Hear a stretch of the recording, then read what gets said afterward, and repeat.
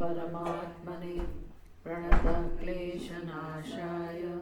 गोविन्दाय नमो नमः। गुरुर्ब्रह्मा गुरुर्विष्णुः गुरुर्देवो महेश्वरः गुरुरेव परं ब्रह्म तस्मै श्रीगुरवे नमः।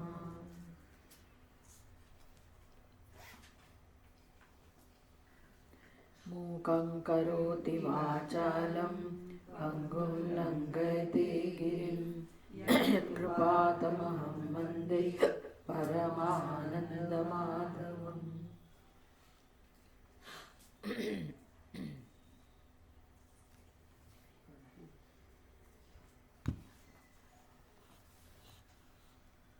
श्रीमद् भागवत एकादश का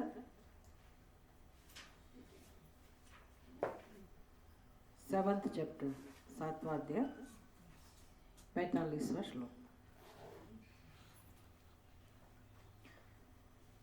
तेजस्वी तपसा दीप्तः दुर्दर्शोदरभाजनः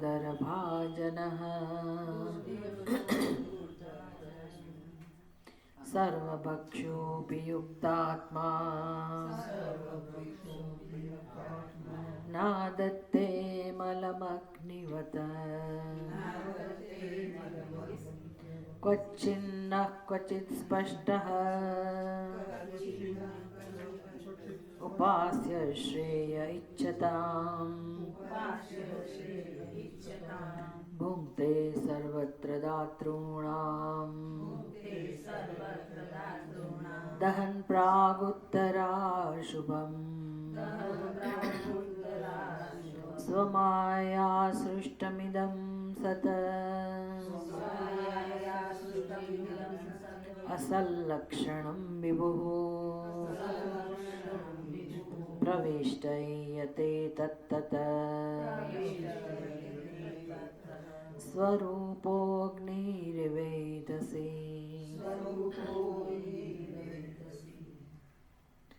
तेजस्वी तपसा दीप्तः दुर्धर्षोदर भाजनः सर्वभक्षोऽपि युक्तात्मा नादत्ते मलं अग्निवत् क्वचित् छन्नः क्वचित् स्पष्टः उपास्यः श्रेय इच्छताम्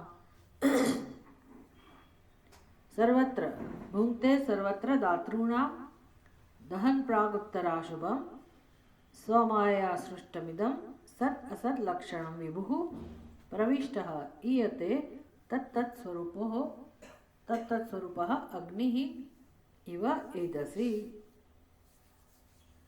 अभी अवधूत जी हमें सिखा रहे हैं, यदुराजा को भी वो उपदेश दे रहे हैं कि कौन कौन गुरु बन सकते हैं। मतलब गुरु तो है ही, सृष्टि में गुरु तत्व तो उपलब्ध है ही। यहाँ जो वर्णन हो रहा है गुरु तत्व का वर्णन हो रहा है। भले कोई विशेष उपाधि के द्वारा उसकी अभिव्यक्ति हो, कोई व्यक्ति के पास हम जाए, उनको हम कहें कि आप हमारे गुरु बनिए, शिष्यस्ते हम शादीवाम ताम प्रपन्नम, जैसे अर्जुन ने भगवान श्री कृष्ण को प्रार्थना की,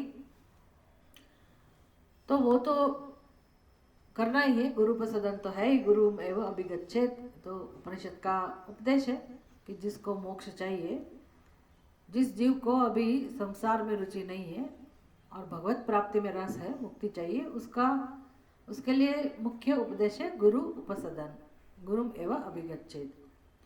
गुरु का महत्व तो है ही हमारे संस्कृति में, लेकिन ये अवधूत जी अपने जीवन में जो कुदरत में, प्रकृति में जो तत्व है उपलब्ध है, और जो भी उसके व्यवहार में आते हैं, जो भी उनके संपर्क में वो आते रहते हैं, उनसे वो कुछ न कुछ सीखते रहते हैं, अच्छी अच्छी बातें सीखते रहते हैं। तो एक दृष्टि है उनके पास, हमको भी वो दृष्टि प्रदान कर रहे हैं कि सबकी बुद्धि में ये सामर्थ्य भगवान ने दिया है, तो अगर व्यक्ति उस सामर्थ्य का उपयोग करे कि जिसके भी संपर्क में हम आते हैं, तो ये हवा, पानी, तेज, आकाश, पृथ्वी तत्व, वृक्ष, पशु पक्षी, सबके संपर्क में तो हम आते ही हैं, उसमें तो कहीं राग द्वेष है ही नहीं।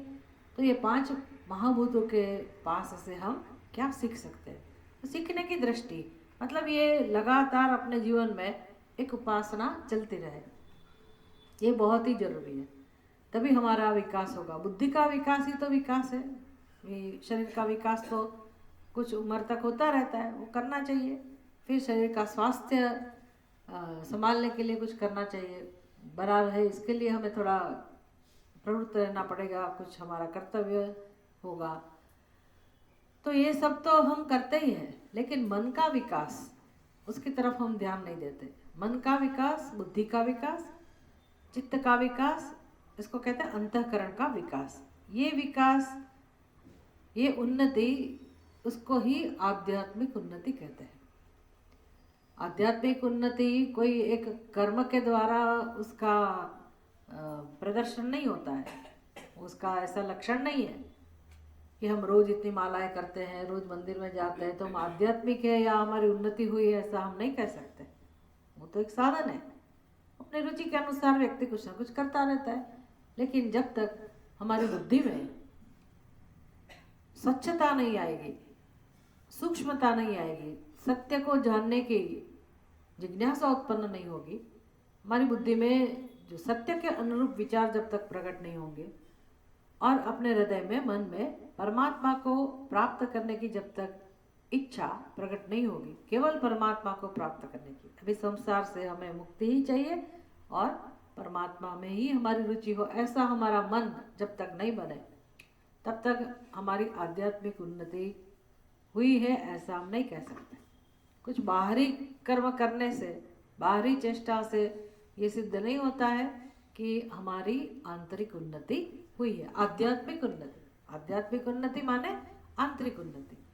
लोग ऐसा समझते हैं कि जो साधु है, संत है या मोक्ष जिज्ञासु है, भक्त है, उनको ही आध्यात्मिक उन्नति करनी है, उनको ही करनी चाहिए, ऐसा लोग समझते हैं। लेकिन गृहस्थी में सभी मनुष्यों को अपने पास जो भी है, अपने पुरुषार्थ के परिणाम रूप जो प्राप्त हुआ या भगवान की कृपा से जो भी हमें प्राप्त हुआ है, वो अपने स्वजन हो, संबंध हो, भौतिक चीज़ें हो, घर गृह आदि, धन आदि, वाहन आदि, अपना व्यवसाय, बिजनेस, जॉब, जो भी है हमारा जीवन में, ये सब आनंद के लिए है। हमारी दृष्टि एक धन की तरफ रहती है या तो फिर प्रतिष्ठा की तरह रहती है कि लोग हमारी वाह वाह करें, हम महान बन जाए, सफल बन जाए, इसलिए हमें आनंद का अनुभव नहीं होता है जीवन में।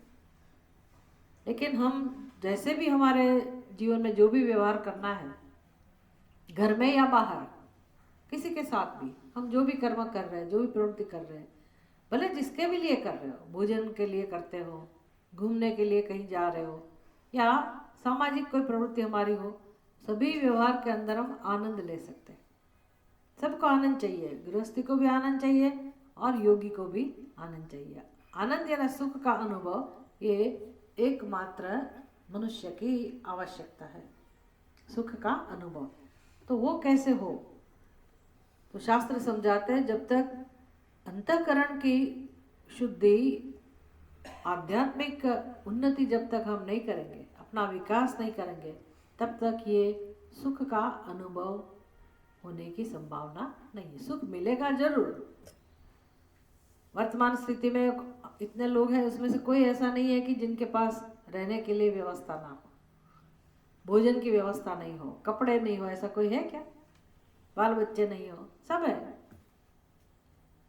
होगा कोई कोई, लेकिन फिर भी रोटी कपड़ा मकान उसकी चिंता तो नहीं है, सुखी है भगवान की कृपा से।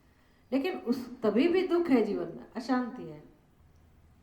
अगर रोटी कपड़ा नहीं है, हम दुखी है समझ सकते हैं, लेकिन ये सब होने के बावजूद भी हमारे जीवन में दुख है, अशांति है, तो इसका एकमात्र कारण है, ये सारी दुनिया की स्थिति ऐसी, सभी जीवों की ऐसी स्थिति है, उसका कारण एकमात्र है, अपने आंतरिक व्यक्तित्व का विकास हमने नहीं किया है। अपने मन बुद्धि का विकास हम कभी नहीं करते, ना तो कोई किसी ने हमें सिखाया है, ना तो हम जानते हैं, ना तो हम अपने बच्चों को भी ये सिखाते हैं कि मन बुद्धि का विकास कैसे करें। हम मान लेते हैं कि हमारी संतान इतनी बढ़िया पढ़ाई लिखाई हो गई, डिग्री प्राप्त कर ली, अच्छा कमा रहे, तो इसकी बुद्धि का विकास हो गया, ऐसा हम समझते हैं। लेकिन बुद्धि का विकास तभी कहलाएगा जब व्यक्ति खुद के हित के लिए, खुद के कल्याण के लिए, खुद की शांति के लिए, सुख के लिए, या तो परिवार की सुख शांति के लिए अपने जीवन में कुछ करे। तो और सत्य को जाने, तभी बुद्धि का विकास है। सह बुद्धिमान मनुष्येषु, भगवान कहते हैं ना कि वही मनुष्य बुद्धिमान है जिसने अपने सत्य को जान लिया। तो बिना सत्य जाने हम कुछ भी करें, कुछ भी करें जीवन में, कितनी सिद्धियां प्राप्त होती है। अभी आपने वो देखा होगा, कुंभ नहीं, कुंभ तो ठीक है, उसमें कुछ दिखाते नहीं हो, अच्छी चीजें, कोई आध्यात्मिक उन्नति की बातें नहीं दिखा रहे, बाहरी सब दिखावा। इसने इतने बड़े बाल रखे हैं और इसने एक हाथ ऊपर करके वो जीते हैं और एक पैर के ऊपर, ये तो ऐसा है वैसा है, बस सब छोड़ दिया और चलम फूंकते रहते हैं और थोड़ी 2-3 बातें कर दी। तो ये कोई हमारी संस्कृति नहीं है। ठीक है, ये होगा बाहर का, लेकिन धर्म क्या है, उसका आचरण कैसा होता है धर्म का, ये कोई नहीं सिखाता। कुंभ में वो हमारे देश में है, बहुत सारे महात्मा है, विद्वान महात्मा है, भक्त महात्मा है, धर्म का अनुष्ठान जो कर रहे हैं ऐसे सच्चे महात्मा भी है, लेकिन उसके बारे में कोई नहीं दिखाएगा। वो लोग दिखावा भी नहीं करते, पर ऐसे बस कुछ बाहरी जो चीज़ सफलताएं प्राप्त कर ली, हठ योग जैसा कुछ, तो वो हमारी संस्कृति का एक हिस्सा जरूर होगा, कहीं कुछ होगा ऐसा, लेकिन वो हमारा हार्द नहीं है, मुख्य उद्देश्य नहीं है। धर्म ऐसी चीज़ है सबके लिए जहाँ से प्रेरणा मिलती हो। तो कुंभ इसलिए है कि वहाँ से सभी जीव, जो भी आप जाते हैं उधर, तो कुछ लेके आए। अभी हम ऐसा 2 मिनट भी नहीं रह सकते, ऐसे रख सकते हैं, 5 मिनट भी नहीं रख सकते। तो वो बाबा को ऐसा अगर देख लिया तो चलो, वो जो भी महान है, उनकी जो भी सिद्धि है, लेकिन हमें उसने क्या सीखा, हम उससे क्या सीख सकते हैं, इसके लिए थोड़ी कुंभ है।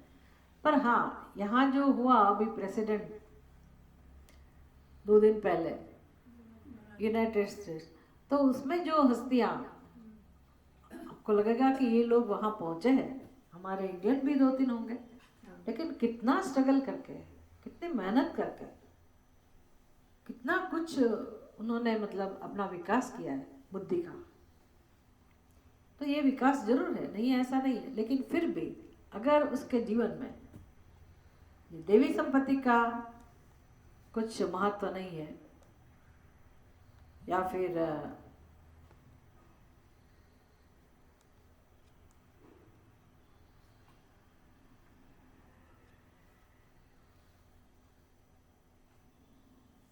चला गया इसमें से,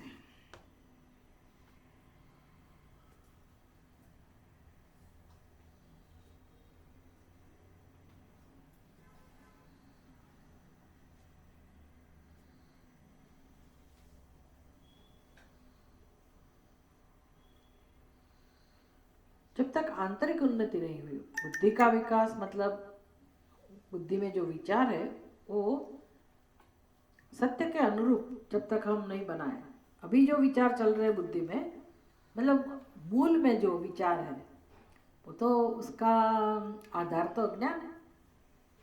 सभी की बुद्धि में यही निर्णय है कि मैं ये शरीर हूँ, उसी निर्णय के आधार पर उसका विकास चलता है। तो वो विकास कितना भी हो, जगत के लिए जरूरी है, भले अच्छा है, कोई गलत नहीं है, लेकिन फिर भी अपने बारे में जो गलत निर्णय है उसकी जब तक हमें पहचान नहीं हो, उसका परिचय न हो कि हमारी बुद्धि में अज्ञान है और हम ये अब कर रहे हैं, तो इसका जीवन का जो उद्देश्य है, मनुष्य के जीवन का, जन्म का, उसके पीछे जो तात्पर्य है कि मनुष्य अपना स्वरूप, अपना सत्य जान सकता है और मोक्ष प्राप्त कर सकता है, हमेशा के लिए वो ये जन्म मृत्यु के चक्र में से मुक्ति पा सकता है। तो इसलिए भगवान ने मनुष्य का जीवन दिया है, मनुष्य का जन्म मनुष्य का शरीर दिया है। तो ये बुद्धि में सबसे पहले ये विवेक तो होना चाहिए ना। तो जब तक ऐसा विवेक नहीं प्रकट होता है तब तक वो बुद्धिमान नहीं कहलाता, तब तक उसकी बुद्धि का विकास नहीं हुआ है। मात्र भौतिक सिद्धि प्राप्त कर लेने से, धन आदि प्राप्त कर लेने से हमारा विकास हो गया, ऐसा हम नहीं कह सकते।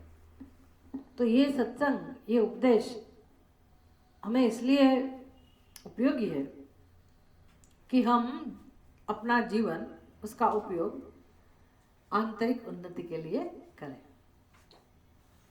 आंतरिक उन्नति का मतलब ही आध्यात्मिक उन्नति है। आध्यात्मिक उन्नति गृहस्थी को भी आवश्यक है, गृहस्थियों के लिए भी ये परम आवश्यक है, और जिज्ञासु के लिए तो रास्ता है ही नहीं, यहाँ से ही जा सकते हैं। उसमें कोई शॉर्टकट नहीं है कि दूसरे रास्ते से हम मोक्ष प्राप्त कर ले, ऐसा कोई रास्ता नहीं है। और गृहस्थी को भी जीवन में सुख शांति चाहिए ही, जो भी जहाँ से भी उसको प्राप्त करना हो सुख, भले पैसे में से सुख मिलता है उनके लिए तो कोई बात नहीं, लेकिन वो भी कब मिलेगा, जब चित्त की शुद्धि होगी तभी। अच्छा, अभी अग्नि देवता से क्या सीखा वो सिखा रहे। तेजस्वी तपसा दीप्तः दुर्दर्श उदर भाजनः सर्वभक्षः अपि युक्तात्मा न आदत्ते मलम अग्निवत् क्वचित् छन्नः क्वचित् स्पष्टः उपास्यः श्रेय इच्छताम् भुंक्ते सर्वत्र दातॄणां दहन प्रागुत्तराशुभम्। मुनि को, जितेंद्रिय मुनि, हमने आगे देखा था, मतलब पहले देखा था कि मुनि किसको कहते हैं। मुनि सबको बनना है, ऐसा नहीं कि कोई गृहस्थी और कोई मुनि है, ऐसा नहीं है। सभी मनुष्य को मुनि बनना है। और मुनि की व्याख्या क्या है? मननात् मुनि। मननात् मतलब मनन करने का स्वभाव, चिंतन करने का स्वभाव। देखिए, हम बुद्धि के मालिक हैं, है कि नहीं? बुद्धि हमारी है, ऐसा कहते हैं ना, हम बुद्धि के मालिक हैं। जैसे हम कोई वाहन आदि के मालिक है, पशु के मालिक हो, अपने पेट्स रखे हो, तो आप उसके मालिक है ना, आपको उसकी देखभाल करनी होती है। व्हीकल है आपके पास, तो व्हीकल साधन है, आप उसके मालिक हो। फिर गाड़ी चलाना आनी चाहिए, नहीं तो उसका कोई मतलब नहीं है। गाड़ी को कैसे चलाना, उसका ध्यान कैसे रखना, फिर मुझे कहाँ जाना है, रास्ता कौन सा है, ये सब पता नहीं हो तो गाड़ी रखने से भी कोई फायदा नहीं। तो बुद्धि साधन है, बुद्धि कारण है, उपयोग करने के लिए भगवान ने दी है। कैसे उपयोग कर सकते हैं बुद्धि का? मनन करने से, है ना। बुद्धि का काम क्या है? ज्ञान प्राप्ति करना, चिंतन करना, विचार करना। तो जरूरी नहीं है कि हम मात्र तत्व का चिंतन करें, ब्रह्म का चिंतन करें, भगवान का ही चिंतन करें, वो जरूरी नहीं है। लेकिन चिंतन करें, चिंतन करना चाहिए। फिर उसमें ये चिंतन भी होना चाहिए कि मैं बुद्धि का उपयोग किस प्रकार से कर रही हूँ या कर रहा हूँ, मेरे हित में मैं कर रही हूँ कि नहीं कर रही हूँ, मुझे क्या चाहिए, ये तो मुझे पहले समझना पड़ेगा ना। तो बुद्धि से ही समझ सकते हैं। तो वेदांत शास्त्र तो यही सिखाता है सबसे पहले कि आप सोच के बताइए कि आपको क्या चाहिए जीवन में, क्या चाहिए। अभी क्या चाहिए ऐसा नहीं, अभी तो बहुत कुछ चाहिए, मुझे गाड़ी चाहिए, बंगला चाहिए, धन चाहिए, प्रतिष्ठा चाहिए, सब चाहिए। लेकिन थोड़ी गहरी सोच, गहन सोच कि ये सब मिल जाए, बाद में भी मुझे क्या चाहिए। मान लो कि ये सब भगवान ने दे दिया, फिर क्या चाहिए मुझे? फिर सो जाने का, फिर मैं सो जाऊंगी, तो फिर तो अभी भी सो सकते, उसमें क्या है। सोने के लिए वो सब नहीं चाहिए, किसके लिए चाहिए? मुझे कुछ करना नहीं पड़े, इसके लिए करते तो रहते ही हम। तो चाहिए क्या आपको? कुछ नहीं करना है वो भी नहीं चाहिए, कुछ करना है ये भी नहीं चाहिए। या तो करना है, नहीं करना है तो किसके लिए? शांति का अनुभव, प्रेम का अनुभव, परम सुख का अनुभव, यही चाहिए। मुझे तो यही चाहिए, दूसरे जीवों को चाहिए कि नहीं चाहिए पता नहीं है, मुझे उसमें इंटरेस्ट भी नहीं है, लेकिन मुझे क्या चाहिए ये तो मुझे ढूंढ निकालना पड़ेगा, ये तो मुझे निश्चय करना पड़ेगा। अगर मैं सम्मत हो जाऊं, मुझे ये समझ में आ जाए कि हाँ बात तो सही है, मुझे शांति के सिवा कुछ नहीं चाहिए, या तो भले बाकी सब कुछ भले मिले वो भी चाहिए, लेकिन शांति तो चाहिए ही चाहिए। चलो दो ऑप्शन है आपके पास, मान लो भगवान ने दो ऑप्शन दिए कि परम शांति भी मैं दे सकता हूँ और ये भौतिक उन्नति भी दे सकता हूँ, दोनों में से क्या चाहिए, तो क्या करेंगे आप? तो बहुत वैराग्य वाले लोग हैं, वो कहेंगे परम शांति, लेकिन जिसको दोनों में रस है तो क्या कहेंगे, भगवान दोनों दीजिए, दोनों चाहिए हमें। हाँ जो ही है, हाँ भौतिक भी चाहिए, सब चीजें भी चाहिए, मतलब ऐशो आराम भी चाहिए, मोक्ष भी चाहिए और शांति भी चाहिए, तो कोई बात नहीं। भुक्ति मुक्ति प्रदाता च तस्मै श्री गुरवे नमः। तो गुरु की कृपा से भौतिक उन्नति भी होती है और आध्यात्मिक उन्नति भी होती है। आध्यात्मिक उन्नति मान ले परम शांति, भौतिक उन्नति मतलब अपने जीवन में हम जिसको महत्व देते हैं उसका महत्व है नहीं, लेकिन हमको अच्छा लगता है, आराम से रहे, सभी सुविधाएं हो, उसमें कुछ गलत नहीं है, लेकिन ये जानना है कि परम शांति प्राप्त किए बिना ही हम ये इस शरीर को छोड़ देंगे तो फिर ये जन्म लेना का कोई महत्व नहीं रहा, चरितार्थ नहीं हुआ। क्योंकि इस जन्म में मात्र भौतिक उन्नति हमने अगर करी हो तो मृत्यु तो निश्चित है ही, मृत्यु निश्चित है, उसके साथ क्या निश्चित है, दूसरा जन्म भी निश्चित है, तो उसमें क्या करेंगे फिर, यही करते रहेंगे। तो ऐसा जरूरी वही इस जन्म में जितनी मेहनत करके आपने पढ़ाई लिखाई की, धन कमाया, वो सब शुरू से करना पड़ेगा दूसरे जन्म में, है कि नहीं? ऐसे अनेक अनेक जन्म हमने बिता दिए इसी में, विवेक नहीं किया इसलिए। अगर इस जन्म में थोड़ा सा भी विवेक हो जाए कि भौतिक उन्नति भले हो, पुरुषार्थ करते हैं, अगर नहीं हुई तो कोई बात नहीं, लेकिन आध्यात्मिक उन्नति तो हमें करनी ही चाहिए, उसमें कुछ गंवाना तो है नहीं, और ऊपर से फायदा है, जितनी भी हम आध्यात्मिक उन्नति करते रहेंगे जीवन में, तो अगर दूसरा जन्म लेने की आवश्यकता होगी तो फिर से जन्म हुआ तो ये उन्नति हमारे साथ में आएगी, वहाँ हमें शुरुआत से प्रयत्न करने की जरूरत नहीं रहेगी, जितनी ऊंचाई तक हम पहुँचे हैं वहीं से ही हमारा काम आगे होगा। अच्छी बात है ना ये। तो आध्यात्मिक उन्नति के लिए कोई मनुष्य नहीं काम करता है, ये बहुत दुख की बात है। फिर बुढ़ापे में आते हैं,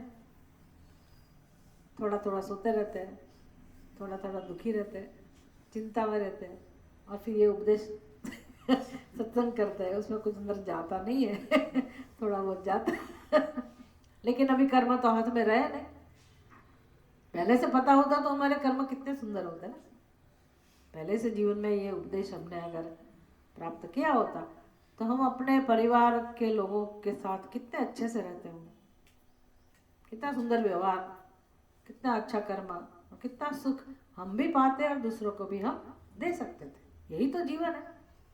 पर ये सब पता नहीं था, क्या करें, उसका महत्व नहीं था।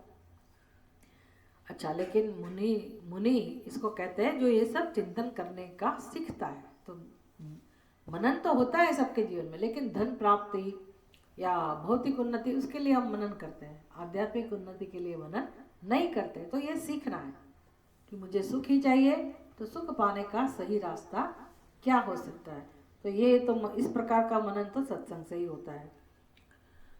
तो ऐसा मनन जो करते हैं उसको मुनि कहते हैं। फिर यहाँ जिज्ञासु भी समझ लेना है, खास करके मुमुक्षु, जिज्ञासु, भक्त, जिसको भगवान में ही रस है, मुक्ति में ही रस है, ऐसे मुनि को उपदेश दे रहे हैं अपने अवधूत जी कि जितेंद्रिय मुनि को कैसे बनना चाहिए, अग्नि के समान तेजस्वी। तेजस्वी कैसे बन सके हम? बाहर का रंग हमारा अग्नि जैसा हो ऐसा तो कर ही नहीं सकते, जो भगवान ने रंग दिया है वही है, लेकिन हमारी बुद्धि हम तेजस्वी बना सकते हैं, अपना स्वभाव तेजस्वी बना सकते हैं।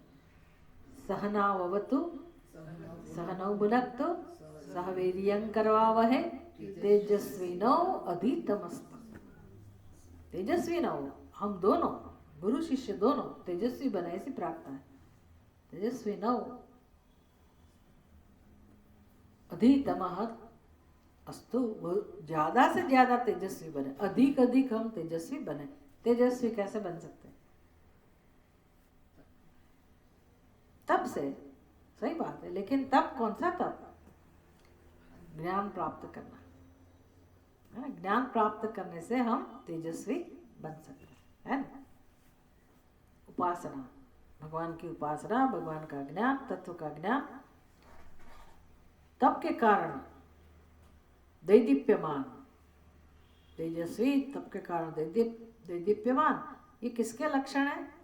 किससे सीखना है? अग्नि देवता। अग्नि देवता जो तेजस्वी है, तपते रहते हैं ना, खुद को तपाते रहते हैं, और स्वभाव में कैसे? निर्विकार, उसको कोई विकार, उसमें कोई विकार नहीं है। हमें भी ऐसे बनना है, निर्विकार। तप से ही हम निर्विकार बन सकते हैं। अभी हमारे अंदर बहुत सारे विकार हैं, क्योंकि तपश्चर्या नहीं है। जो तप करते हैं ना उसको पता होगा कि भी हाँ आज एकादशी है। अभी ये तकलीफ ये है कि एकादशी तो की मैंने, लेकिन सुबह से ही प्लानिंग होती रहती है क्या खाऊंगी सुबह में मेरे से भूखा नहीं रहा तो चाय के साथ क्या लेंगे, ब्रेकफास्ट में क्या लेंगे, दोपहर को क्या खाएंगे, पूरा दिन का है ना, वो तो पहले से हम वो करके रखते हैं। कोई कोई लोग तो अगले दिन डट के खा लेते हैं, या तो दूसरे दिन टूट पड़ते हैं कि कल मैंने भूखा, पूरा दिन मैं भूखा था, बस आज मुझे ये चाहिए वो चाहिए। तो ये इसको तप नहीं कहते।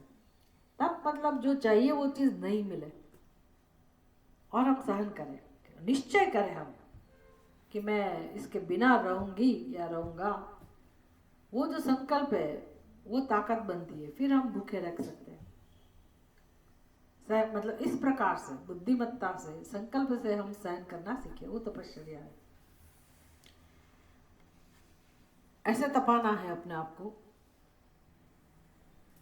तब निर्विकार बन सकते हैं। फिर सामने कुछ भी पदार्थ आए, भोग्य पदार्थ, तो हमारे मन में कोई आकर्षण नहीं होता है। फिर अग्नि का स्वभाव क्या है? तो उनके पास कोई दूसरा पात्र नहीं है, एक ही पात्र है उसके पास, एक पात्री। ऐसे साधुओं का भी लक्षण है एक पात्री, कर पात्री। कोई साधु ऐसे थे, उनका नाम ही कर पात्री रख दिया सन्यासी का। क्यों? क्योंकि भोजन करने के लिए उनके पास कोई पात्र ही नहीं था, तो किस में खाते थे? हाथ में, इसलिए कर पात्र। हाथ में जो भी आया, कितना आएगा? थोड़ा थोड़ा ही आएगा, तो बस इतना ही खाते थे, इसलिए उनका नाम कर पात्री ऐसा था। तो अग्नि देवता के पास भी एक ही पात्र है। कौन सा पात्र है? एक पात्र उदर रूप पात्र। उदर माने पेट। सर्वभक्षोपि दुर्धर्षोदर भाजन, उदर भाजन सर्वभक्षोपि युक्तात्मा। एक उदर रूप पात्र रखते हैं बस उसका मतलब क्या है? जो कुछ मिलता है उसके पेट में चला जाता है।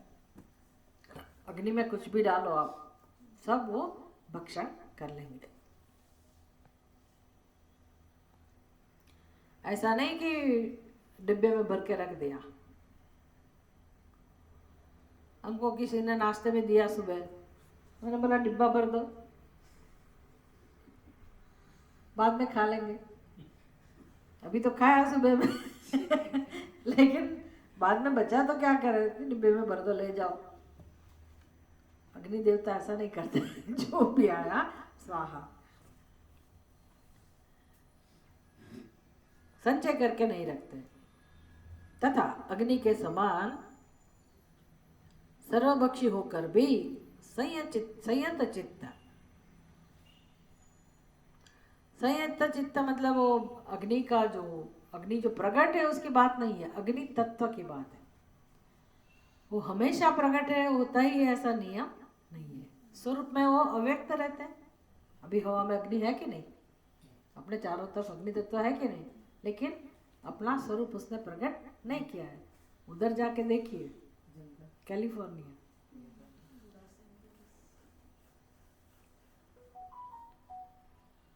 रुकती नहीं है आग, विकराल स्वरूप धारण कर दिया। तो कभी अव्यक्त और कभी व्यक्त, कभी छन्न, इसमें कौन से शब्द है, क्वचित छन्न क्वचित स्पष्ट।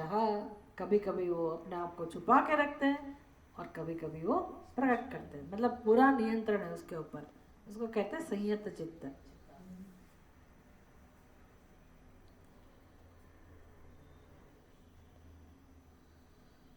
एवं इस प्रकार से जो अपने कल्याण की इच्छा रखते हैं, आंतरिक उन्नति, आध्यात्मिक उन्नति की इच्छा वाले जो भी साधक है, उनको अग्नि देवता से ये सब सीखना चाहिए।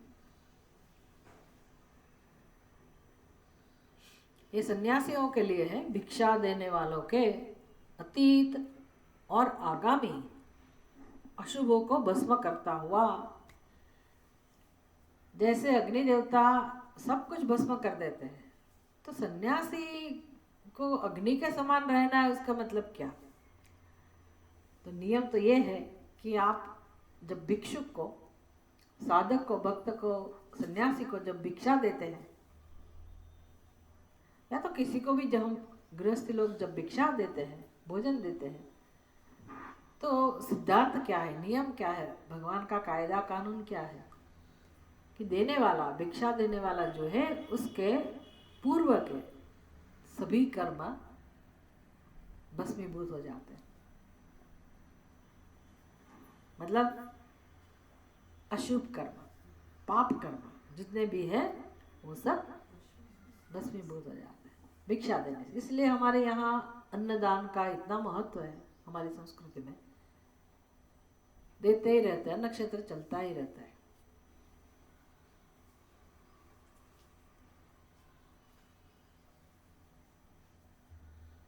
अतीत और आगामी दोनों कर्म, यहाँ तो पराकाष्ठा बताइए। अतीत मतलब पूर्व में जितने भी अशुभ कर्म किया होगा, हमें तो पता ही नहीं, पिछले जन्म में भी किया होगा, उससे अगर हमें बाहर आना है, अपने अशुभ कर्मों उसका नाश चाहते हैं, तो उपाय हमें दिखाते हैं कि हमें अन्नदान करना चाहिए। और आगामी मतलब भविष्य में भी, इस जन्म में या तो आगे के जन्म में कभी हम गलती से अगर अशुभ कर्म करने वाले हैं, तो पहले से ही हमें उससे बचा लेते हैं। किससे हम बच सकते हैं? दान करने से, अन्नदान करने से, भोजन कराने से। तो भिक्षा देने वालों के अतीत और आगामी अशुभों को भस्म करता हुआ सर्वत्र अन्न ग्रहण करता है। कौन? नहीं, अग्नि देवता कहाँ भिक्षा ग्रहण करता है? अग्नि देवता से हमें सीखना है, सन्यासियों को, साधक को ये सीखना है कि आप कहीं भी भिक्षा ग्रहण करते हैं तो समान बुद्धि से, समत्व भाव से ग्रहण करिए। ऐसा नहीं कि मैं यहाँ करूँगा, यहाँ नहीं करूँगा, क्योंकि मुझे नियम ऐसा है कि मैं जहाँ भी भिक्षा लूँगी उसके पाप नष्ट हो जाएंगे। तो मुझे किसी के प्रति द्वेष भाव है, मैं नहीं चाहती कि उसके पाप नष्ट हो, तो मैं उसको ना बोल दूँगी भी मैं अन्न ग्रहण नहीं करूँगी। ऐसे नियम तो है, कुछ कुछ तो नियम है कि भाई सन्यासियों के लिए भी कुछ नियम है कि सभी के घर का, सभी के हाथ का भोजन नहीं करते वो लोग। कहीं झगड़ा हो रहा है घर में तो उस वहाँ का भोजन नहीं करना चाहिए, ऐसा है। हमारे संविधान जी महाराज एक कथा सुनाते थे, बहुत इंटरेस्टिंग। साउथ में ना ऐसा नियम अभी भी होगा, पर पहले तो था ही, कि भोजन करने के लिए जब वो बैठते हो तो आपकी फर्ज है, कर्तव्य है कि आप दरवाज़ा खोल के आवाज़ लगाइए, जो कोई भूखा है तो आ जाओ। ऐसा फ्लैट की सिस्टम नहीं थी उस टाइम, छोटे छोटे मगर में रहते हैं। तो एक पति पत्नी इतने कंजूस थे, किसी को भिक्षा देना नहीं मानते थे, और नियम तो यही था, सभी लोग खिलाते थे, किसी न किसी कोई तो मिल ही जाएगा ना, पशु पक्षी भी मिल जाते हैं तो देते हैं पहले। लेकिन ये पति पत्नी ने सोचा था कि नहीं, हम किसी को नहीं देंगे। लेकिन समाज में रहना है, सोसाइटी में, अपनी गली में, तो खराब लगेगा ना, नहीं देंगे तो इसलिए उन्होंने क्या नियम बनाया था पता है? जैसे भोजन का समय हो उसके पहले वो जो मेल पर्सन उसका मुखिया वो घर के बाहर जाएगा, जेंट्स दरवाजा खोलेगा, जोर से चिल्लाएगा, कोई भूखा है क्या, किसी को भोजन बाकी है, ऐसे चिल्ला के धड़ाम से दरवाजा बंद करके अंदर आ जाएगा। तो बाहर से किसी को पता नहीं चला कि कौन से घर में से व्यक्ति आया और किसने बुलाया, लेकिन लोगों को तो लगेगा ना कि हाँ उसने ऐसे बुलाया। फिर दोनों पति पत्नी भोजन कर लेते थे। एक दिन एक साधु ने निश्चय किया कि मैं आज यहाँ जाके ही रहूंगा। तो उसने क्या किया, दरवाजे के पीछे वो छुप गया। जैसे उसने दरवाजा खोला और चिल्लाया तो वो सामने प्रकट हो गया कि हाँ मैं भूखा हूँ, अब बुलाना ही पड़ेगा। तो उसने बुलाया, अब क्या करे खाना तो 2 लोगों के लिए ही बना था। फिर उसने बोला अच्छा महाराज जी बैठे बैठे। फिर वो अंदर चला गया, उसकी पत्नी को कहता है कि ब्याज तो देना ही पड़ेगा, लेकिन मैंने बनाया ही नहीं, क्या देंगे। तो फिर दोनों ने सोचा कि चलो एक ड्रामा करते हैं। कौन सा ड्रामा? कि साधुओं का नियम है जहाँ झगड़ा हो रहा है वहाँ भोजन वो ग्रहण नहीं करते। तो किचन में जाके दोनों ने फिर शुरू कर दिया कंकास, गुजराती में चढ़बड़। धीरे धीरे धीरे वो उसकी गति तेज होती गई, आवाज बढ़ती गई, और फिर तो मारा मारी। वो ऐसे आवाज लगाता था, धड़ाम से एक थप्पड़ लगाई या ऐसे झाड़ू फटकारा, और वो चिल्लाती है पत्नी। जोर जोर से दोनों ने शुरू किया, क्योंकि उसको पता था कि वो चला जाएगा ये झगड़ा सुन के। वो भी बहुत ही स्मार्ट था। उसको कहते हैं ना, वो घर में क्या रखते हैं, मालिया, उसमें वो छुप गया। तो फिर बाहर आके देखा पति ने धीरे से, तो महाराज तो दिखे नहीं साधु। तो फिर दोनों शांत हो गए कि देखा हमारा ये ड्रामा सक्सेसफुल रहा। फिर दोनों आपस में एक दूसरे से वो कर रहे थे, मतलब अपनी बड़ाई मार रहे थे। देखा मैं बिना रोए कितना रोई। नहीं, पहले उसने पति ने बोला मैंने बिना मारे कितना मारा तुमको। तो बोली हाँ मैंने भी कम थोड़ी किया, मैं भी बिना रोए कितना रोई।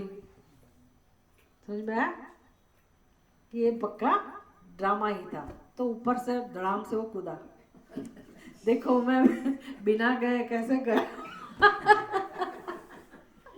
अब क्या करे, देना ही पड़ेगा ना भोजन।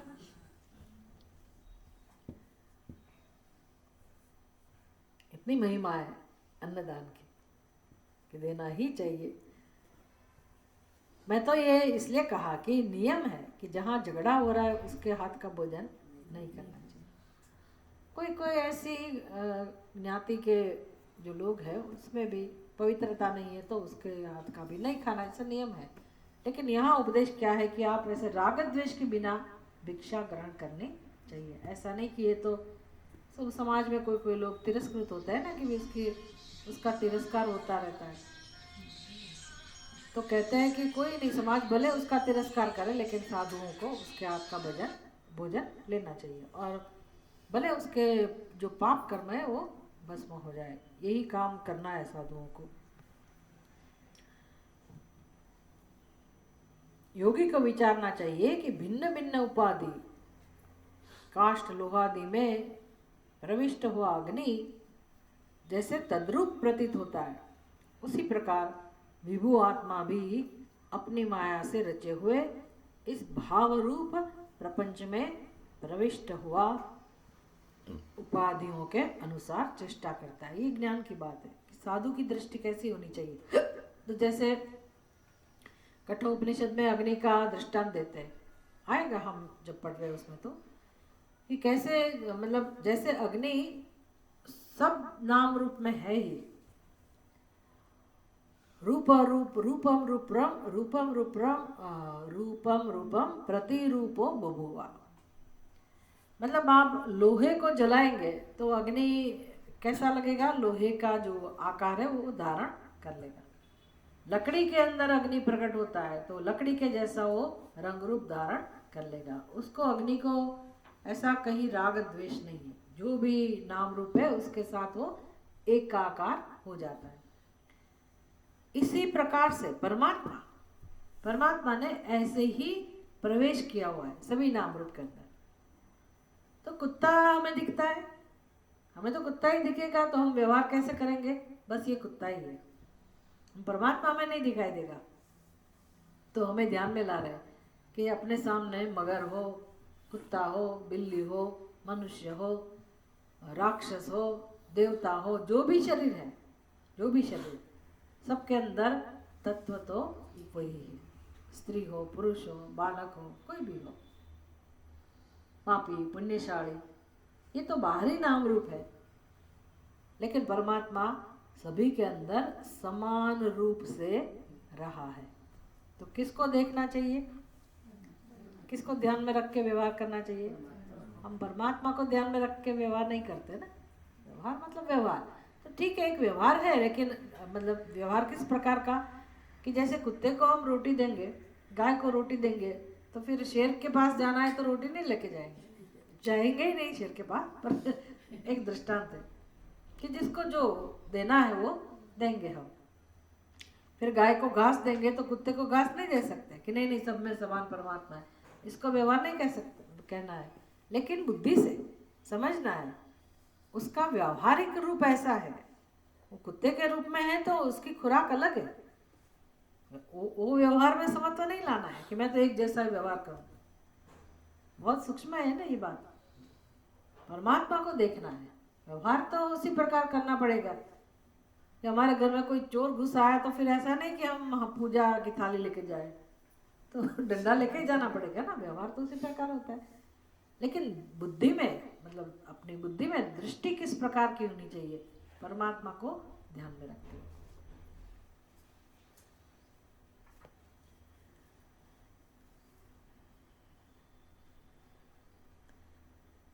इस प्रकार विभु आत्मा भी अपनी माया से रचे हुए इस भाव रूप प्रपंच में प्रविष्ट हुआ, उपाधियों के अनुसार चेष्टा करता है।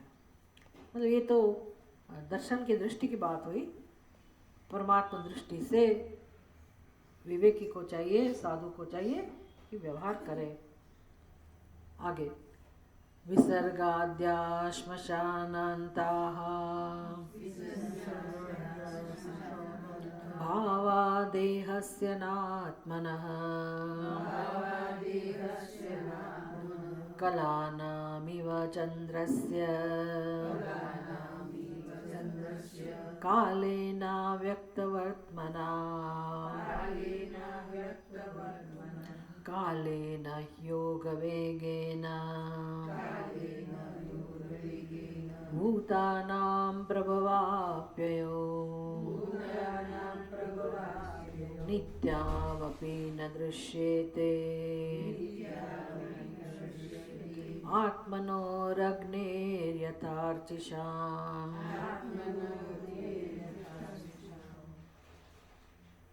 ये श्लोक हमने किया था। चंद्रमा से क्या शिक्षा प्राप्त की, मुनि कह रहे, अवधूत जी कह रहे, अलक्ष्य गति काल के प्रभाव से घटने बढ़ने वाली चंद्रमा की कलाओं के समान चंद्रमा, उसकी स्थिति किस प्रकार की है, ये सब कुदरत से ही हमें सीखना है। तो तत्व का चिंतन अगर जो व्यक्ति करना चाहता है, वो अपने आसपास प्रकृति के जो भी तत्व है उससे किसी ना किसी से हम कुछ ना कुछ अच्छी बातें सीख सकते हैं उन्नति के लिए, बुद्धि के विकास के लिए। यही रास्ता है परमात्मा के नजदीक जाने का। बुद्धि में हमारे संस्कार हो, अहम और मम, फिर काम क्रोध लोभ, ये संस्कार तो है ही, कोई इसके बिना तो है ही नहीं, सभी के अंदर ये सब है। तो ये तो जीव सृष्टि है, ये तो अज्ञान के कारण है। हमें कैसे बाहर आना है, ऊपर इससे ऊपर कैसे उठना है, ये उपाय दिखा रहे हैं कि हम अपने आसपास जो परमात्मा की सृष्टि है, ईश्वर सृष्टि है, और जिस प्रकार से व्यवहार हो रहा है, प्रवृत्ति हो रही है, या जो भी लक्षण है, उससे हम कुछ सीखें। तो धीरे धीरे अपनी बुद्धि में जो काल्पनिक संसार है, ये तो पता है ना कि हमारी बुद्धि में वो कल्पना ही है, भगवान ने कुछ नहीं बनाया, वो हमारे अज्ञान के कारण हमारी खुद की सोच है, और यही संसार है। उसको दूर करने का एक ही उपाय है, काल्पनिक सृष्टि को, जीव सृष्टि को दूर करने का एक ही उपाय है, जो सत्य है उसका चिंतन करें। हम सीधा निर्गुण निराकार में नहीं जा सकते। चिदानंद रूप शिवोहम शिवम बोलते रहे, बाकी हम अज्ञान जो हमारी बुद्धि में उसको पकड़ के व्यवहार करते रहे, वो काम नहीं चलेगा। उन्नति कैसे करनी है? जो गलत सोच है, गलत संस्कार है, अज्ञान है, उसको हमें हटाना है। कैसे हटा सकते हैं अज्ञान को? कैसे हटा सकते हैं? ज्ञान से। गलत संस्कार को कैसे हटा सकते हैं?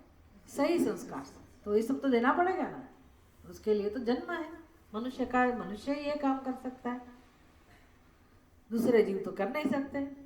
और हम अब डूबे हैं अपने संसार में, कुछ मिलता नहीं है, कुछ भी नहीं मिलता। इस आग में अच्छे अच्छे कलाकारों के मकान भस्मीभूत हो गए, क्या क्या, किस प्रकार की गाड़ियां, किस प्रकार का वैभव, सब क्षण मात्र में नष्ट हो गया। असहाय, इतना बड़ा देश लेकिन असहाय, कुदरत के पास कुछ नहीं चलता। सीखना है। वो लोग पापी है और ऐसा हुआ, ऐसा नहीं, लोग बकवास करते रहते हैं, ऐसा नहीं है। लेकिन उसमें किसी ने अच्छा वीडियो भी बनाया कि भी जिन्होंने चैरिटी, इतना दान किया, इतने लोगों को मदद करे, ये सबके मकान, उसको कुछ नहीं हुआ। नेक्स्ट उसके बाजू वाला मकान भस्मीभूत हो गया, उसके मकान को कुछ नहीं। ज्वलंत दृष्टांत है भगवान की कृपा। तो कुदरत का जो नियम है वो हमें अपने जीवन में बनाना पड़ेगा। कुदरत का नियम है, वो ही नियम हमारे जीवन का नियम बस बन जाए तो हम परमात्मा के साथ एक है। इतनी सुंदर व्यवस्था है। जरूरत नहीं है कि हम हिमालय की गुफा में जाए, पर्वत पर जाए, ठंड में जाए, या भूखे रहे और तपस्या करे घनघोर, फिर हमें भगवान मिलेगा, ऐसा कोई नियम नहीं। अंदर से कुछ नहीं हुआ, मेरी बुद्धि में कुछ परिवर्तन नहीं हुआ, तो बाहरी कुछ भी हो उसका कोई मतलब नहीं है। रास्ता तो अंदर से ही जाता है। भगवत प्राप्ति का रास्ता अपने अंदर से ही बनाना पड़ेगा। अपने आप को पहले हमें मुक्त करना है। हमारी सोच से ही हम बंधे हुए हैं, गलत संस्कार से, गलत स्वभाव से। हमको लगता है मेरा स्वभाव तो बराबर ही है, दूसरों का स्वभाव ही खराब है, तो वो व्यक्ति अपना स्वभाव बदलेगा या बदलेगी तो मुझे शांति मिलेगी। सब ऐसे सोचते हैं। ऐसा ना तो कभी हुआ है ना तो हो सकता है, ना तो कभी होगा। हाँ, लेकिन मेरा स्वभाव मुझे बदलना है तो कोई मुझे रोक नहीं सकता, किसी की ताकत नहीं है। भगवान भी मुझे नहीं रोक सकता है। मुझे अगर बदलना है तो मैं क्यों बदलूं? मैं क्यों बदलूं अपना स्वभाव? मैं तभी बदलूंगी जब मुझे समझ में आएगा कि मेरे अंदर जो अज्ञान है, सबके अंदर अज्ञान है, उसके कारण जो गलत संस्कार है, इसके कारण ऐसा स्वभाव बन गया, तो वो मेरा वास्तविक स्वभाव नहीं है, वो मेरा सत्य नहीं है, और मुझे उसको दूर करने के लिए ये जन्म मिला है। तो हम सीख सकते हैं कुदरत से। तो चंद्रमा चंद्रमा के पास से हमें क्या सीखना है? तो जीवन में जितनी भी घटनाएं बनती रहती है, जो भी जन्म से मृत्यु तक शरीर के साथ, मन के साथ जो भी हो रहा है हमारे जीवन में, ये सब के सब किस प्रकार का है, इसकी स्थिति किसके जैसी है? तो कहते हैं चंद्रमा अलक्ष्य गति काल के प्रभाव से, चंद्रमा भी काल के प्रभाव में है। क्यों? क्योंकि आज पूर्णिमा है, फिर एक कला कम हुई, फिर दूसरे दिन दूसरी कला कम हुई, अवश्य एक दिन ऐसा आएगा सभी कलाएं अदृश्य हो जाएगी। अमावस्या, फिर क्या आएगा? फिर एक कला उसको मिलेगी, फिर दूसरी मिलेगी, फिर तीसरी मिलेगी। तो वृद्धि और क्षय, वृद्धि और क्षय। इसी प्रकार से जन्म से लेकर मृत्यु पर्यंत जितनी भी अवस्थाएं अपने शरीर की है ऐसी ही है। पहले वृद्धि, जन्म अस्ति जायते वर्धते वृद्धि, बच्चा बढ़ रहा है, बालक का जन्म हुआ, फिर वृद्धि धीरे धीरे, फिर बढ़ता है बढ़ता है बढ़ता है, फिर विपरिणाम, अलग प्रकार का ग्रोथ, फिर आफ्टर 60, 70, 75, देखे हैं लोग ऐसे 75 तक ऐसे रहते हैं, सब काम कर सकते हैं, कुछ ये नहीं हो, लेकिन फिर भी धीरे धीरे धीरे धीरे क्षय शुरू होगा, अपक्षीयते। तो हम दुखी हो जाते हैं कि हम अभी वृद्ध हो गए, हमारे अंदर ये ताकत नहीं रही, हम ये काम नहीं कर सकते, हमारा नाश हो रहा है। लेकिन सीखना क्या है? जैसे चंद्रमा के साथ ये वो घटना बनती रहती है, घटती रहती है, उसी प्रकार से इस शरीर के साथ भी ये घटनाएं होती है, सभी अवस्थाएं हैं। बाल्यादिष्व जागृदादिषु तथा सर्वास्तवस्वापि व्यावृत्ता स्वनुवर्तमानम अहमित्यंत स्फुरंतम सदा। ये तो शरीर की अवस्था है। देहिनोस्मिन् यथा देहे कौमारम यौवनम जरा। तो ये बचपन, बाल्यावस्था, कौमारावस्था, युवावस्था, प्रौढ़ावस्था, वृद्धावस्था, ये किसकी अवस्थाएं हैं? शरीर की। लेकिन शरीर जिसने धारण किया है, शरीर में जो व्यक्ति अपना जीवन जी रहा है, भले अज्ञान हो, लेकिन शरीर के अंदर जो चैतन्य स्वरूप है जीवात्मा, उसकी कोई ये अवस्थाएं नहीं है। ये जानना है हमें कि हमारी अवस्था नहीं है। हमने मान लिया है कि हमारी अवस्था है। अवस्थाएं किसकी है? देह की है, स्वरूप की अवस्था नहीं है, आत्मा की नहीं। और क्या सीखा? अग्नि की शिखा जिस प्रकार, ओ तो चला गया, ओके, इसमें भी है और भी आता। अग्नि की शिखा जिस प्रकार निरंतर क्षण क्षण में उत्पन्न और नष्ट होती रहती है, किंतु यह भेद प्रतीत नहीं होता। तो काल का प्रभाव चंद्रमा के ऊपर भी है, अग्नि के ऊपर भी है। काल का प्रभाव अग्नि के ऊपर भी है, हमें दिखता नहीं है, लेकिन जब ज्योत जलती है ना, तो उसमें हर एक क्षण नई ज्योत आती है। पुरानी ज्योत चली जाती है, दूसरी ज्योत प्रकट होती है, दिखती नहीं है। इतना गति से, इतना सूक्ष्म रूप से ये होता रहता है कि एक ही ज्योत नहीं होती है, नई नई नई ज्योत अंदर प्रकट होती रहती है। तो उधर भी काल का प्रभाव है कि एक ज्योति प्रकट हुई, नष्ट हुई, दूसरी ज्योति प्रकट हुई और नष्ट हुई। उसी प्रकार जल प्रवाह के समान वेग वाले काल के द्वारा, तो जल का प्रवाह भी ऐसा है। गंगा जी में से जो जल आया, गौमुख से उत्पन्न हुआ होगा, शुरू हुआ होगा, फिर हम जहाँ ऋषिकेश जाते हैं, अपने आश्रम के किनारे वहाँ स्नान करते हैं, तो वहाँ तक वो जल पहुँचा। फिर जिस दिन हमने उसमें स्नान किया, तो तुरंत ही वो जल कहाँ चला गया? बहता गया ना। फिर तो नया नया जल आता ही रहता है। तो काल का प्रभाव जल के ऊपर भी है, चंद्रमा के ऊपर तो है ही, अग्नि के ऊपर भी है और जल के ऊपर है।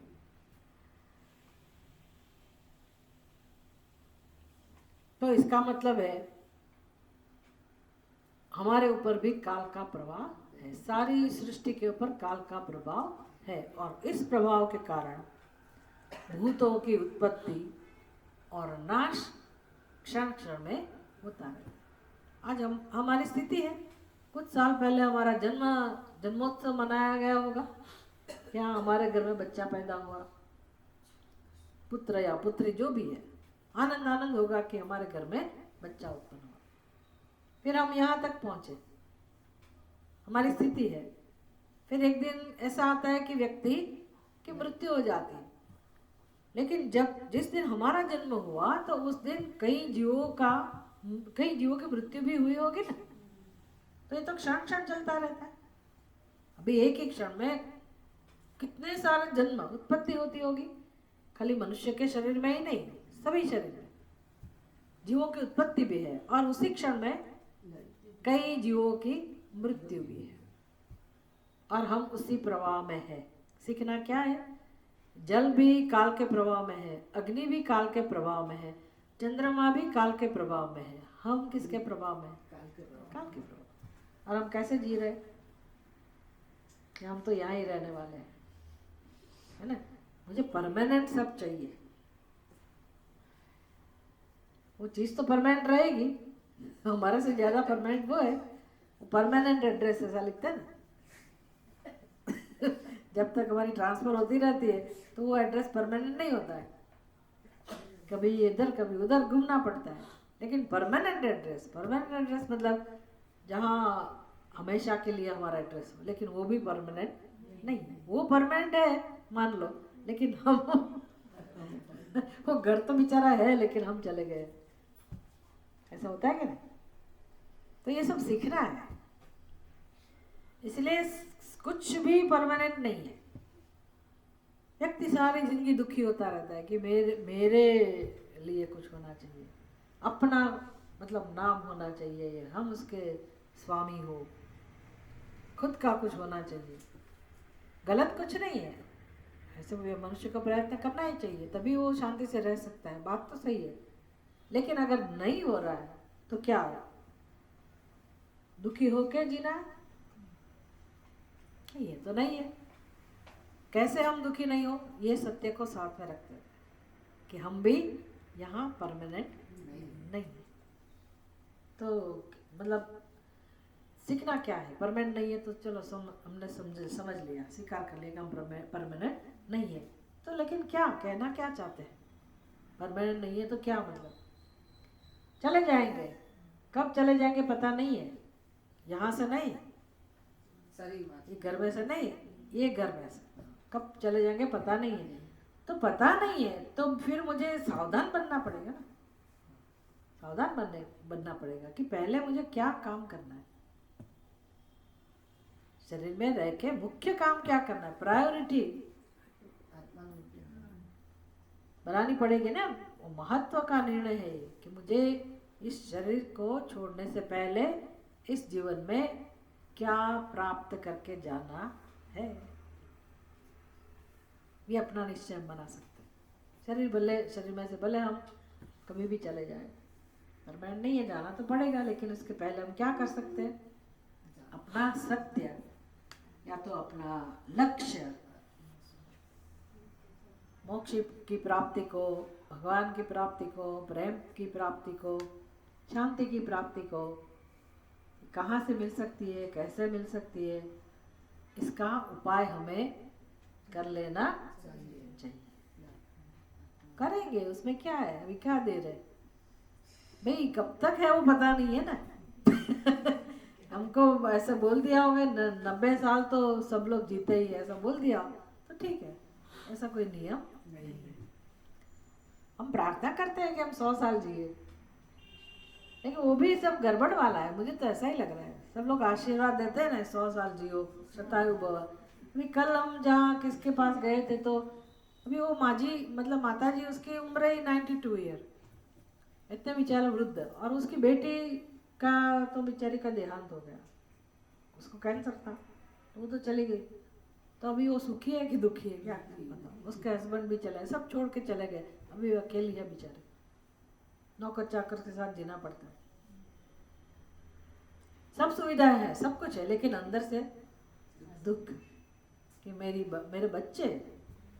तो हम तो 100 साल, लेकिन नियम नहीं है कि सभी 100 साल जिए, फिर अकेले जीना पड़ेगा ना, दुखी होके, सब होके छोड़ के चले जाएंगे, बहुत दुख होता है।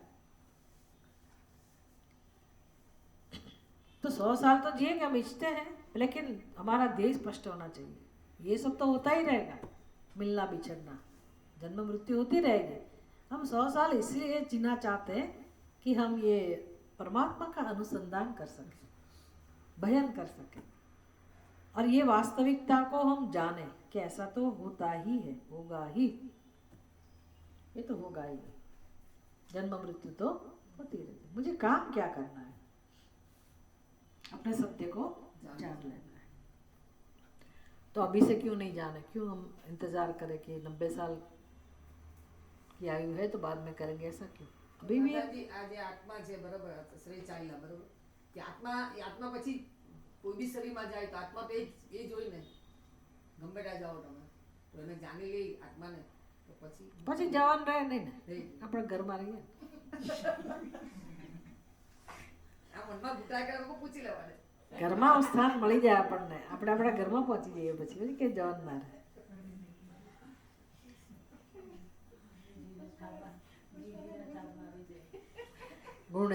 गुणैर्गुणानुपादत्ते यथा कालं विमुञ्चते न तेषु युज्यते योगी योभिर्गा इव गोपतिः गोभिर्गा इव गोपतिः गुणैः गुणान् उपादत्ते यथा कालं विपुञ्चते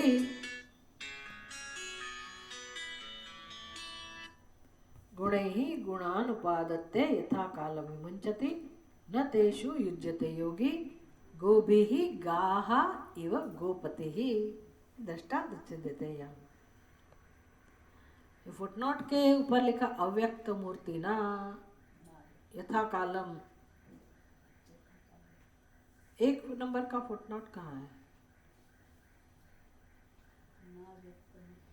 यथा काले 1 नंबर का फुटनोट 48 श्लोक में। हाँ ओके, चलो, ओ अग्नि के लिए दिया होगा यहाँ। यथा कालम, यथा काले, अभी किसकी बारी है? किससे सीखते हैं?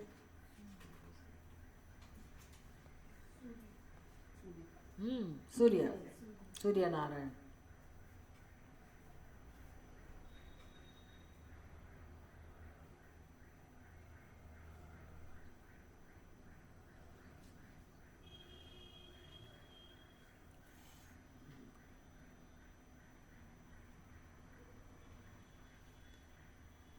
बुध्यते स्वेन भेदेन, ओके, 50वां श्लोक। गुणैः गुणान् उपादत्ते यथा काले विमुञ्चति न तेषु युज्यते योगिः गोभिः गाः इव गोपतिः।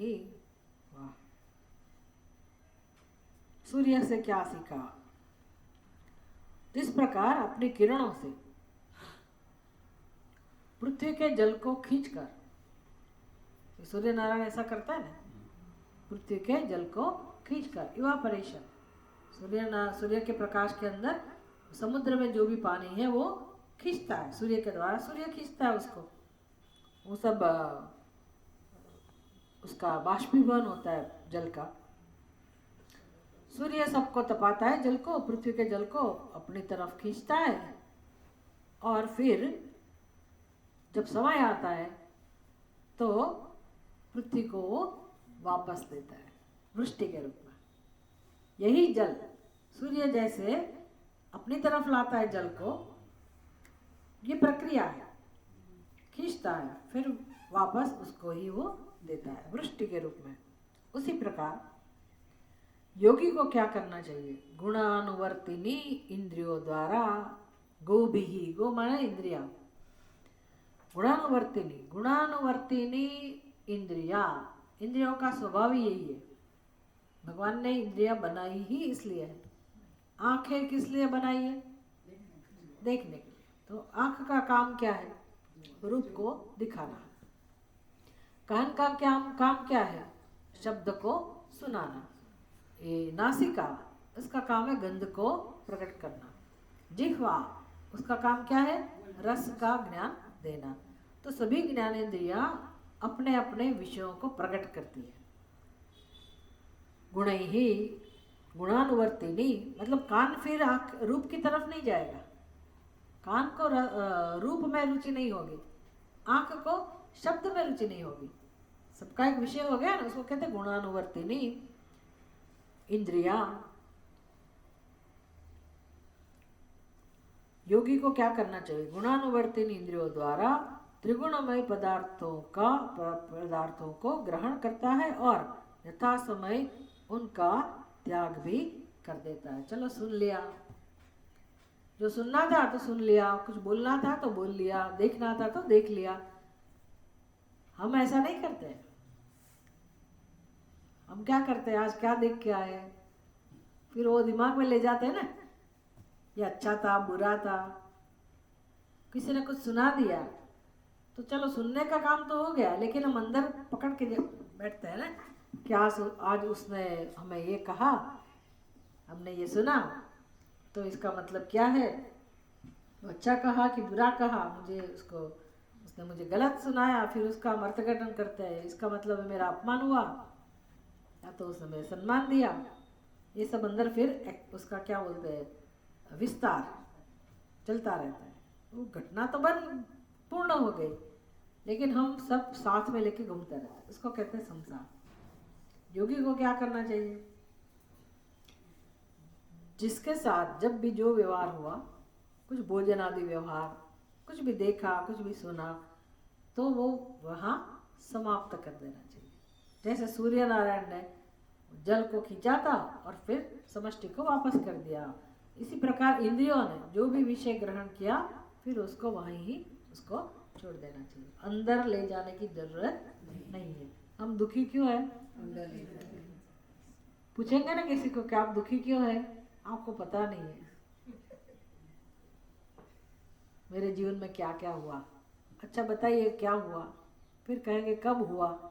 तो 25 साल पहले की बात होगी। वो वृद्ध के पास जाएंगे कैसे हो, तो वो अपने जो लग्न है ना वो उधर से शुरू करेंगे, जब से शादी हुई वहां से बात शुरू करेंगे। इसका मतलब है वो पूरा सारा का सारा पता नहीं कैसे याद रखते हैं। हम यही काम करते हैं, सब अंदर ग्रहण करते हैं। बस यही दुख है हमारा, और कोई दुख नहीं है। इस वक्त आपको कहाँ दुख है? कोई दुख है? कुछ नहीं है, फिर भी दुखी है आप। ऐसा कोई निश्चय नहीं है अंदर से कि मैं सुखी हूँ। अच्छा भोजन कर रहे होंगे तब भी अंदर से तो हम निश्चय तो यही होगा कि मैं दुखी। अरे भाई, भोजन जब अच्छा मिल रहा है, आपका स्वाद के अनुसार है, तो उसका आनंद लो, फिर भूल जाना है। फिर नहीं कल बनाया था ना, ऐसा तुमने सब्जी नहीं बनाई। 1 महीने पहले जो बनाया था, जो भी भोजन, वो व्यंजन, वो इसके जैसा स्वाद नहीं है। ये हमारे जीवन जीने की रीति है। तो योगी बनना है, भक्त बनना है, तो ये सबसे पहले सीखना पड़ेगा कि जो व्यवहार हो गया उसके ऊपर पूर्ण विराम। ये सत्संग में ऐसा नहीं करना है कि आपने कहा तो हमने जो सुना अभी यही सर्जन में आई 301 में छोड़ के जाओ ये अंदर रखना है, और बाकी का संसार जो है उसको धोना है, छोड़ना है। ओम पूर्णमदः पूर्णमिदं पूर्णात् पूर्णमुदच्यते पूर्णस्य पूर्णमादाय पूर्णमेवावशिष्यते। ओम शांति शांति शांति। हरि ओम। श्री गुरुभ्यो नमः। हरि ओम।